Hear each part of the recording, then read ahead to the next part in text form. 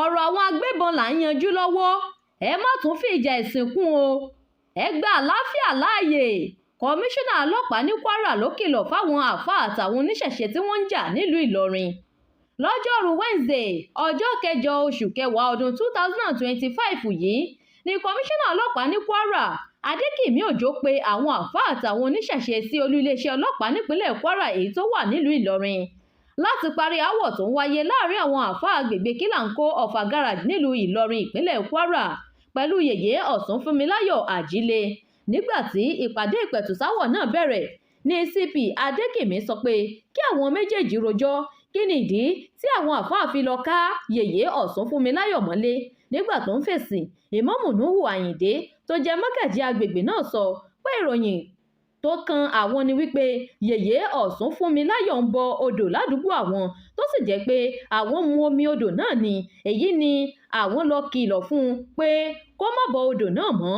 Bákan náà ni wọ́n béèrè ọ̀rọ̀ lọ́wọ́ Yèyé Ọ̀sánfúnmiláyọ̀ tí òun náà sì rojọ́ ẹnu rẹ̀. Lẹ́yìn náà ni kọmíṣánná Adékìmí ló bẹ̀rẹ̀ ọ̀rọ̀ ní sísọ.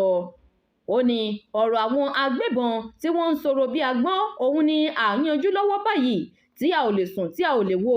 Ó yẹ kí gbogbo yín kọ́kọ́ pawọ́pọ̀ láti dojúkọ àwọn agbébọn tó ń yọ wá lẹ́nu ni. Ẹ wá ń ja ìjà ẹ̀sìn. Ọlọ́run kan ṣoṣo ló wà tí gbogbo wa ń sìn. Ọ̀nà tí oníkálukú ń gbà láti sìn ń ló yàtọ̀ síra. Ìjà ẹ̀sìn kò lè mú yín dàgbà, yóò máa da nǹkan rú ni.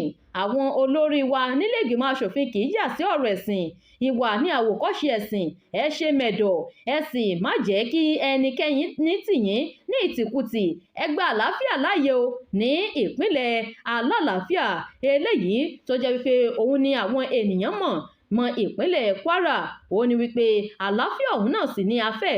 Adékìmí ní kí àwọn ọ̀dọ́ lọ ṣe jẹ́jẹ́ kí wọ́n ṣe mẹ̀dọ̀ nítorí pé àwọn ọ̀dọ́ ló máa ń dá wàhálà sílẹ̀ tó sì jẹ́ wípé àrọ̀ tó ń dáràn ọrùn ẹlẹ́sẹ̀ méjì ló ń dá sí.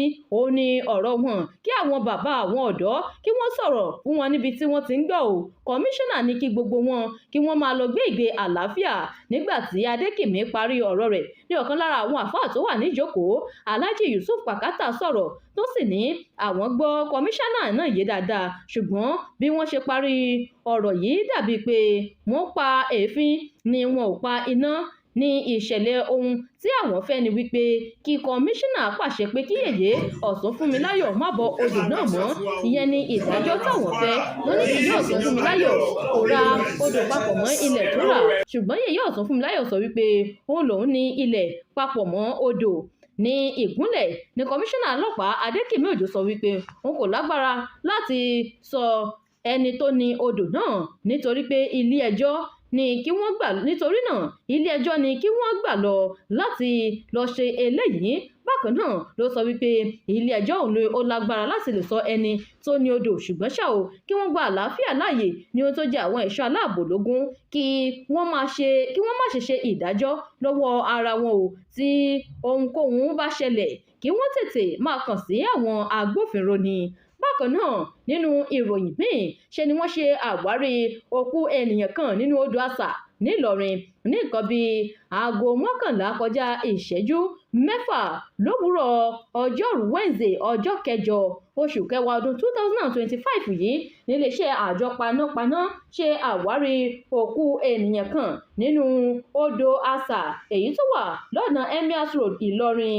Ẹni ọ̀hún tó ti di olóògbé náà ní èyí tí wọ́n ṣe àpèjúwe rẹ̀ gẹ́gẹ́ bí ẹni tó ní ìpèníjà ọpọlọ ni wọ́n ṣe àwárí òkú rẹ̀ tó ti lékè omi ọ̀hún, ohun tí ó ṣe okùnfà ìṣẹ̀lẹ̀ eléyìí tí ẹni ọ̀hún fi tẹ̀rì sínú omi ní kò yé ẹnikẹ́ni lásìkò àkójọ ìròyìn yìí. Òkú ọ̀hún ni wọ́n sọ wípé wọ́n ti gbé lọ sí ọ̀dọ̀ iléeṣẹ́ akọ̀wé àgbà fún iléeṣẹ́ tó ń rí sí ọ̀rọ̀ àyíká fún àwọn ìgbésẹ̀ míì tí ó bá tún kàn. Ọ̀gá àgbà iléeṣẹ́ àjọ panápaná ní Kwara ọmọọba Fáládé John Olúmúyìwá ó ṣe bẹ́ẹ̀ kẹ́dùn lórí ìṣẹ̀lẹ̀ náà tó sì gba ará ìlú nímọ̀ràn láti máa fi pẹ̀lẹ́pẹ̀lẹ́ ṣe kí wọ́n sì dẹ́kun àárín àwọn ọ̀nà eléyìí tí ó lè ṣe àkóbá fúnni ní ẹ̀bá etí omi lójúnà àti dẹ́kun kíru ìṣẹ̀lẹ̀ báyìí má bàa wáyé mọ́ lọ́jọ́ iwájú. Orúkọ tèmi ni Olóyè Babátúndé Akíntọ́mídé Martins Akínọlá Ifálaláṣẹ Gbàṣàlékè Oòduà aṣojú ọba òrìṣà àgbáyé fún ìjọ olórìṣà nílòkó káfàtà. Mo kí gbogbo ọmọ Nàìjíríà lẹ́ẹ̀kan sí títí dé ẹ̀yìn odi. Bákan náà mo kí gbogbo àgbáyé lápapọ̀ àtẹni tó ń sọ Yorùbá àtẹni tó ń sọ òyìnbó ilé wa òrùjọ kan wọ́n balẹ̀. Ṣé ẹ rí ọ̀rọ̀ ẹ̀sìn ó fẹ́ dá wàhálà lẹ̀ tó sì jẹ́ pé gbogbo ìbẹ̀rẹ̀ rẹ̀ látàrí àwọn aláàfáà ni. Bẹ́ẹ̀ kẹ̀dẹ̀ nìyí àwọn ìwé wọn náà ló sọ wípé ẹnìkan kan ò mọ̀ sí bá ẹnìkan jà nítorí ẹ̀sìn, ṣùgbọ́n ó ń yà wá lẹ́nu wípé tẹ́ ẹ bá débi aláàfáà ò bú yín, yóò bò nígbàgbọ́, yóò bò níṣẹ̀ṣe, yóò bù bá yóò bá wò, yóò nìkan máa ṣẹ̀bọ̀ mọ́ lórí kan. Béèyàn bá ti pọ́ ọmọ ọdún méjìdínlógún, òfin ti fààyè gba ẹni yẹn láti ṣe ní tó bá fẹ́.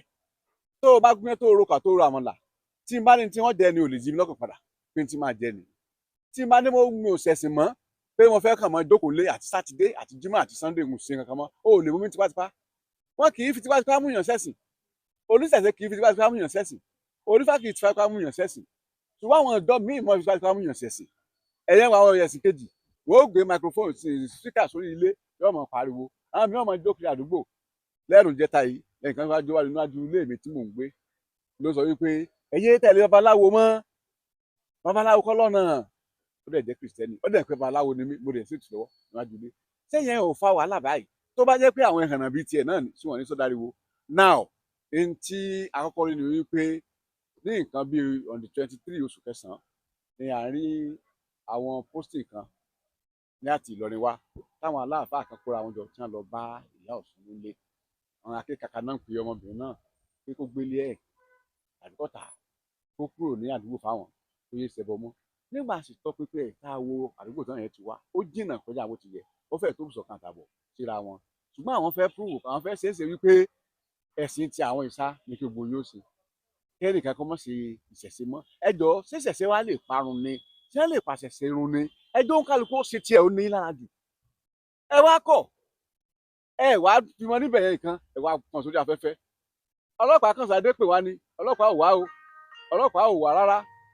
Kì í ṣe pé ọlọ́pàá wá, wọ́n rí lórí social media ni làwọn náà bá sọ wípé táwọn bá tẹ̀yà dá sí ọ̀rọ̀ yìí yóò di ariwo làwọn ọlọ́pàá fi pè. Wọ́n rẹ̀ débẹ̀ ọ̀gá ọlọ́pàá pátá ó sọ sí wa ó sọ sẹ́yìn ó wá ní ẹni tí ó bá tẹ́ lọ́rùn kan gbalẹ̀ ẹjọ́ lọ. Bó ṣe yé mi sí béèyàn bá ra lẹ̀ létí odò tí wọ́n á ní ó da ilẹ̀ yìí o kan odò ní o lẹ́yìn tó jẹ́ wípé lóòótọ́ ó lè ra ilẹ̀ sí ẹ̀gbẹ́ odò ká ní kó gbé odò sẹ́yìn bó ṣe fẹ́ǹsì síbẹ̀ yóò wò ó ní tí ò pọ̀lọpọ̀ nìyẹn bó ṣe fẹ́ǹsì sí odò àwo ó kúkú ṣe ó kú dáa kó o mọ fẹ́ǹsì lákọ̀tún lápá sí kó o fi gáàdì ara dé ojú odò yẹn nǹkan àwọn ẹ̀ ló máa ṣe ń bẹ̀ so o bá ti ṣe tó wẹ̀ tán gbà tó wọnú ilé ẹgbẹ́ kúrò ló rà nǹkan tí CP náà rẹ̀ sọ́n sí nìyẹn wípé kí wọ́n lọ fi ọwọ́ òfin tọ̀ ọ́ tó tí wọ́n rẹ̀ ti ọwọ́ òfin tọ̀ ní tó fi máa da òun faramọ́ CP ọ̀dẹ́ nǹkan lẹ́bi o ọ̀dẹ́ nǹkan lẹ́jọ́ tó bó ṣe jẹ́ nìyẹn.